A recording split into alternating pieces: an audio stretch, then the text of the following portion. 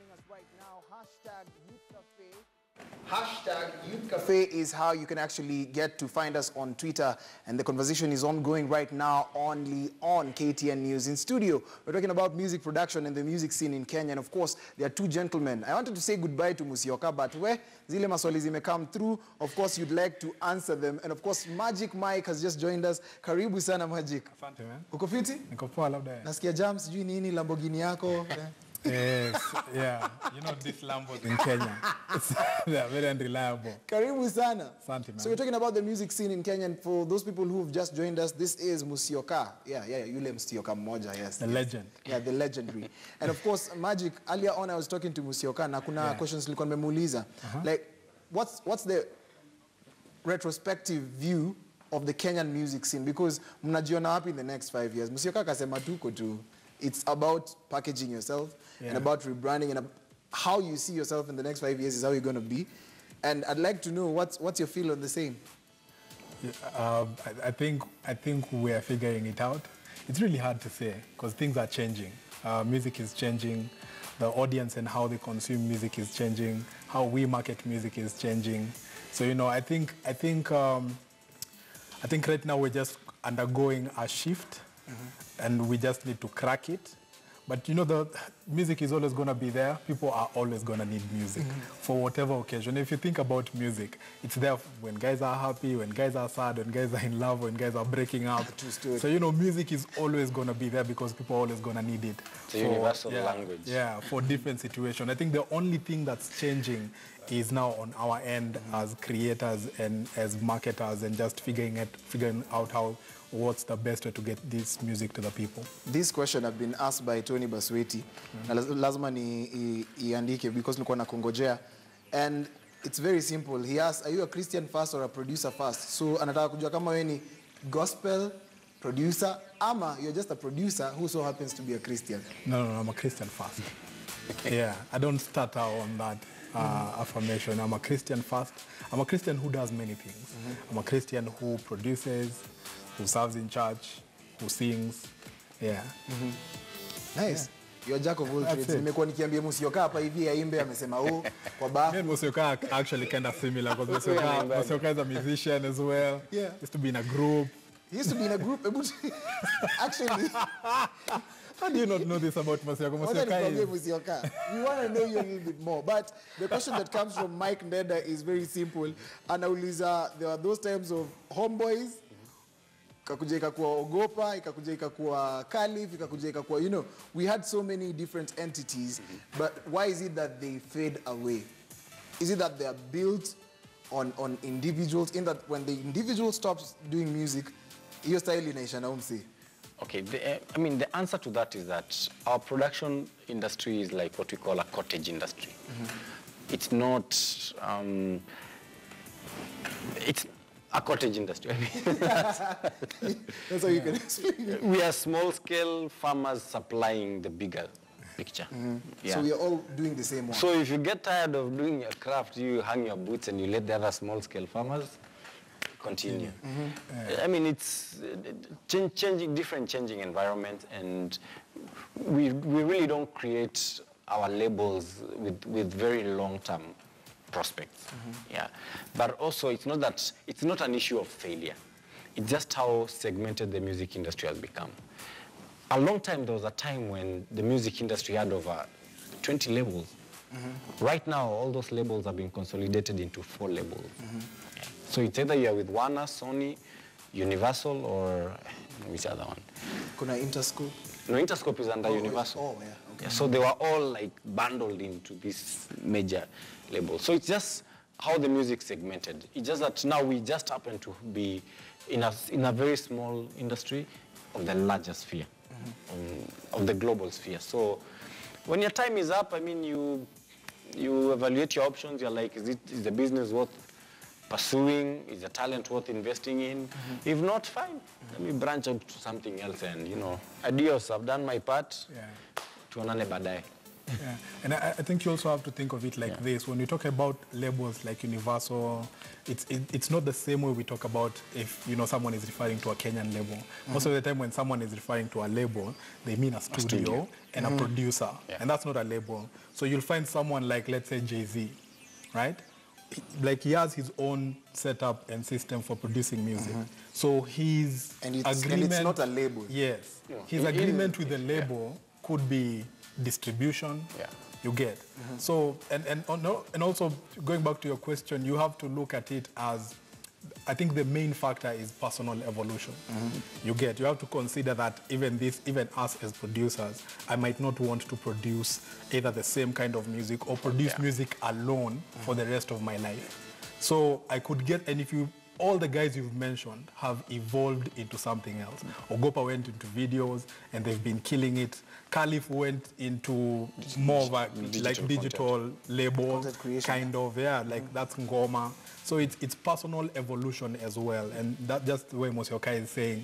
You might, even me right now, I don't want to be like in music forever. I'm here to do my part, contribute to the industry, and then evolve as a person as well. If I'm doing the same thing 5 years from now, then I'm failing.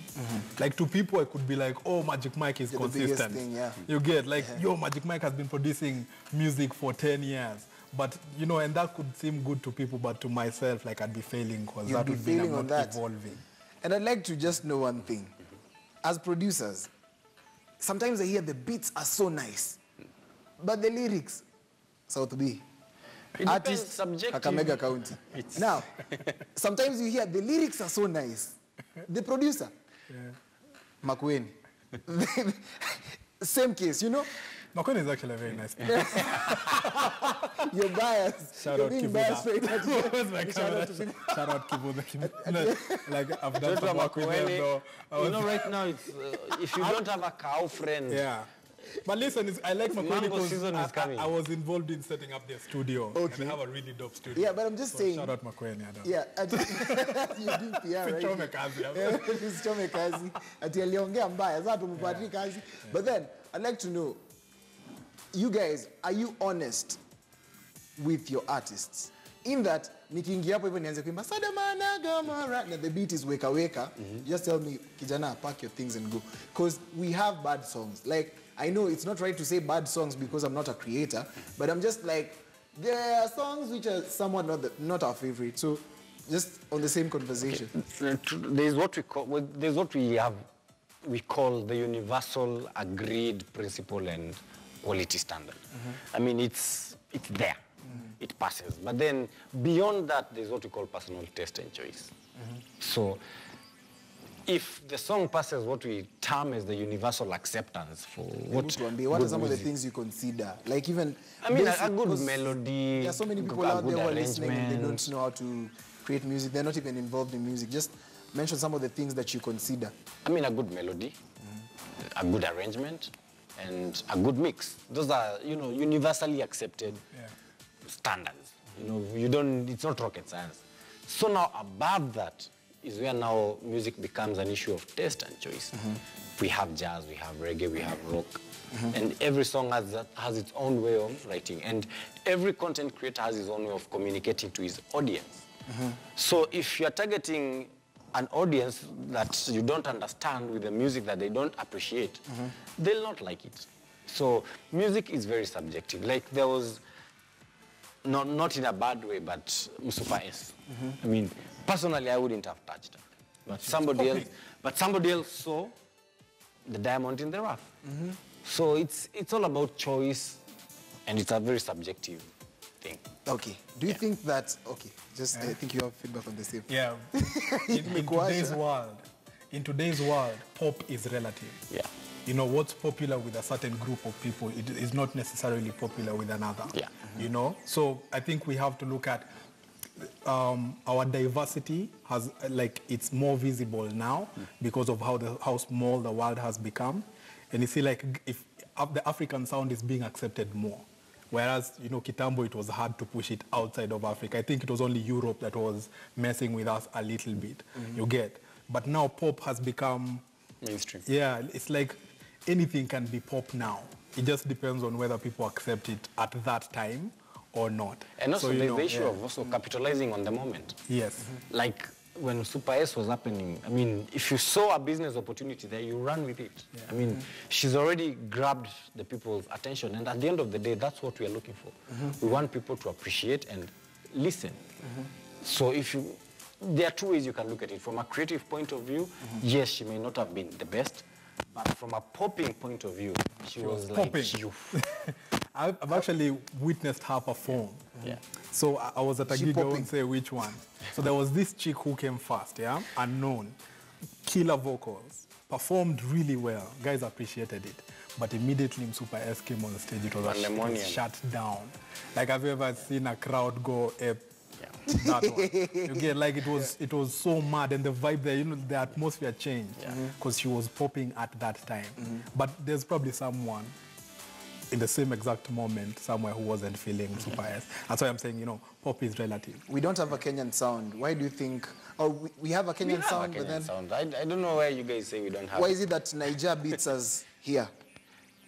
Beats us here? Yeah, I don't think they do, though. It's not an the issue requests of on television, radio stations are basically Nigerian music. Do you think that something should be done in order for the Kenyan productions to be heard a little bit more? They just have more content. I mean, it's a factor. For every one Kenyan song, there are 10 Nigerian songs. For me, that's the basic principle. That's how I look at it. So for every one Kenyan song a DJ is going to play, he's going to have 10 Nigerian songs to accompany it. And the truth is that a song is just like a product. If the consumers like it, they'll consume it. If it's their preference, let them have it. But we still have Kenyan songs that are still big. I mean, Dundaing by King Kaka and Magic Senga and Christophe, it's massive. It's performing way up there with the Nigerian songs. Parting shot, because we are actually clearing the discussion. I know this conversation cannot end today. So for every Dundaing, there's Fever, there's Motiba, there's Mwanza. I mean... Parting shot, give me a parting shot. Yeah? I'll let the legend go first. The legend. Parting shot. Really, people? The legend has jokes.